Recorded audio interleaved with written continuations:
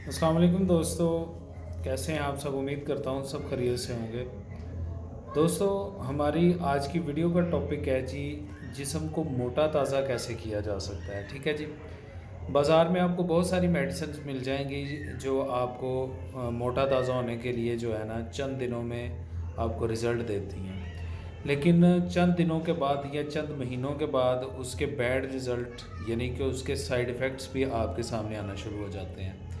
फिर आपको समझ नहीं आती है कि यार मैं अब क्या करूं, किस तरह इससे जान छुड़वाऊं। तो फिर आपको जो है ना, जो आपकी पहले सेहत है उससे भी हाथ धोने पड़ जाते हैं। तो मैं आज आपको प्योर देसी ऑथेंटिक जो है ना अपना आजमुदा नुस्खा आपके साथ शेयर करूंगा। अगर आप अपने जिस्म को मोटा ताज़ा बनाना चाहते हैं, जिस्म की ग्रोथ बनाना चाहते हैं, तो हमारा आज का बताया हुआ नुस्खा आपने एक दफ़ा लाजमी इस्तेमाल करना है। सबसे पहली और अच्छी बात यह है कि ये जो नुस्खा मैं आपको बताऊंगा इसके कोई साइड इफ़ेक्ट नहीं है। ठीक है जी। इसमें अज्जा ही ऐसी शामिल की गई हैं कि जिसमें किसी किस्म का कोई नुकसान नहीं है।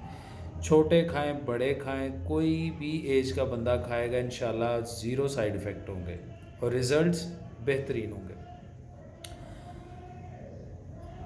चंद चीज़ें आपने लानी हैं।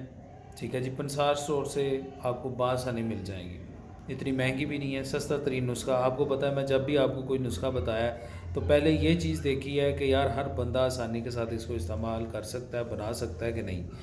महंगे नुस्खे आपको बताए जाएँ तो आपके लिए बनाना मुश्किल हो जाएंगे, इसलिए रिज़ल्ट के हिसाब से बेहतरीन और पैसों के हिसाब से नॉर्मल सा नुस्खा। ठीक है जी। तीन चीज़ें आपने लेनी हैं। कौन कौन सी हैं? सबसे पहली चीज़ आपने बादाम, गरी बादाम, बादाम की जो गरी होती है अंदर, वो आपने 250 ग्राम यानी कि एक पाव ले लेनी है। ठीक हो गया। इसके बाद दूसरी चीज़ आपने जो लेनी है खशखाश सफ़ेद। ठीक है जी। पंसार स्टोर से ये बासानी आपको मिल जाएंगी। ये भी आपने एक पाव यानी कि 250 ग्राम ले लेनी है। दो चीज़ें हो गई। तीसरी चीज़ जो आपने इसमें इस्तेमाल करनी है वो है जी शक्कर। ठीक है जी। गुड़ और शक्कर आपने सुना ही होगा, गुड़ ले लें, शक्कर ले लें, एक ही चीज़ है। ये भी आपने 250 ग्राम ले लेनी है। तीन चीज़ें हो गई, नुस्खा आपका मुकम्मल है। अब इसको आपने तैयार कैसे करना है? इन तीनों चीज़ों को आपने अलग अलग जो है ना पीस लेना है, बारीक कर लेना है। ठीक हो गया। जब बारीक कर लें तो आप इनको तीनों को मिक्स करके एक जार में महफूज करें। मेडिसिन आपकी तैयार है। ठीक हो गया। अब जनाब आपने इसको इस्तेमाल कैसे करना है? आपने करना ये है कि एक चम्मच, ठीक है जी, एक चम्मच खाने वाला जो चावलों वाला चम्मच है, एक पाव दूध में आपने डाल के उसको चूल्हे पे चढ़ा देना। उस दूध में आप थोड़ा सा पानी जो है ना ऐड कर लें और उसको आप पकाना शुरू कर दें। जब अच्छे से पक जाए, दो तीन उबाल आ जाए, पक जाए, आपने उसको नीचे उतार देना। ठीक है जी। उसको आपने थोड़ा ठंडा कर लेना। जब नीम गर्म हो जाए आपने उसको पी लेना। ठीक है जी। ये रूटीन आप 3 महीने तक जारी रखें। साथ में आप फ्रूट्स वगैरह इस्तेमाल करें, नेचुरल जूस इस्तेमाल करें, वॉक करें। ठीक है जी। तली हुई चीज़ों से परहेज़ करें, सख्त ग़िज़ा से परहेज़ करें। ठीक है जी। और ये जो हमारा बताया हुआ नुस्खा है ये आपने ईमानदारी के साथ 2 से 3 महीने इस्तेमाल कर लेना।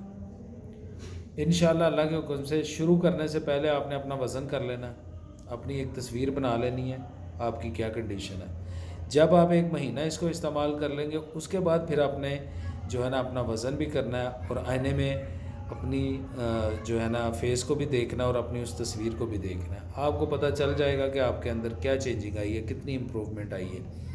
बहुत ही ज़बरदस्त, सादा सा, सस्ता सा और बेज़रर सा नुस्खा आपके साथ शेयर किया है। उम्मीद करता हूँ आपको पसंद आया होगा। जितने भी मेरे बहन भाई परेशान हैं, ख़ास तौर पर दुबले जिस्म वाले, ठीक है जी, उनके लिए तो सोना है भाई। एक दफ़ा लाजमी इस्तेमाल करें। कमेंट सेक्शन में लाजमी बताएं इस नुस्खे से, इस टूटके से आपको कितना फ़ायदा हुआ है।